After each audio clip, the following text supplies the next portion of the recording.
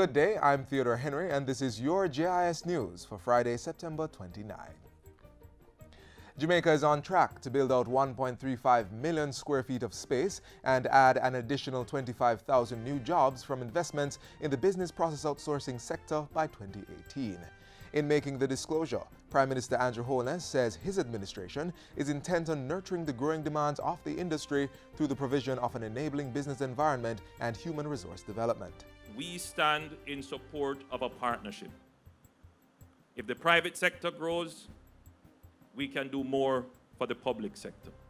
And when the public sector is more efficient, it does more for the private sector.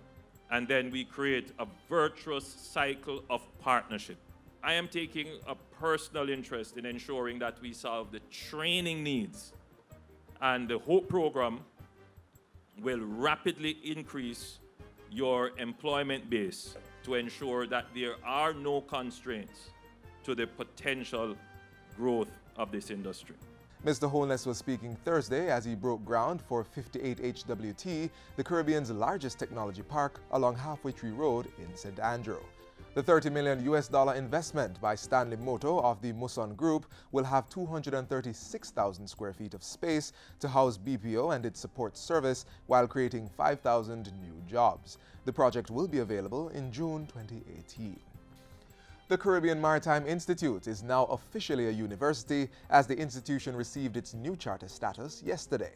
This follows the passage of relevant legislation in Parliament earlier this year to grant the institution university status and to confer degrees, awards, certificates, and diplomas and other academic distinctions.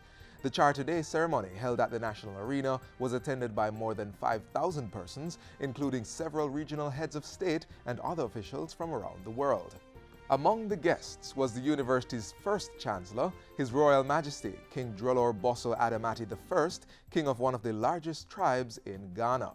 Addressing the Charter Day ceremony, Portfolio Minister Michael Henry says the university will continue to grow in enrollment while transforming its nearby communities. It's a location of the campus, the dream of transforming the Port Royal and Harbourview communities. The campus is far away from the world, but it's still a part of it.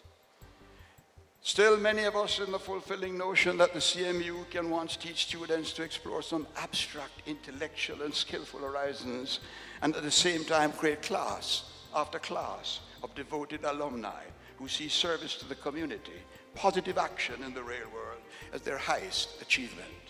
The Palisados-based institution is the only international entity approved for maritime training in Jamaica, with 80% of the teaching support personnel and 50% of the board of directors drawn from organizations within the industry. The development of policy and regulatory framework for Jamaica's natural gas sector will be part of the discussion at the inaugural Natural Gas Conference. The event is scheduled for October 4 to 6 under the theme New Horizons, the development of a natural gas sector in Jamaica, prospects and challenges.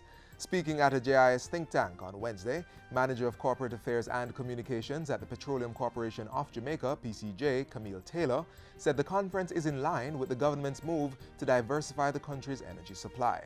The conference will bring together players in the local, regional, and international natural gas industry.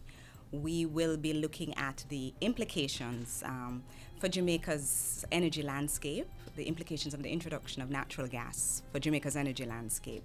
We will also be looking at the spin-offs and benefits to several industries, including finance, insurance, logistics, legal services, management services, to name a few.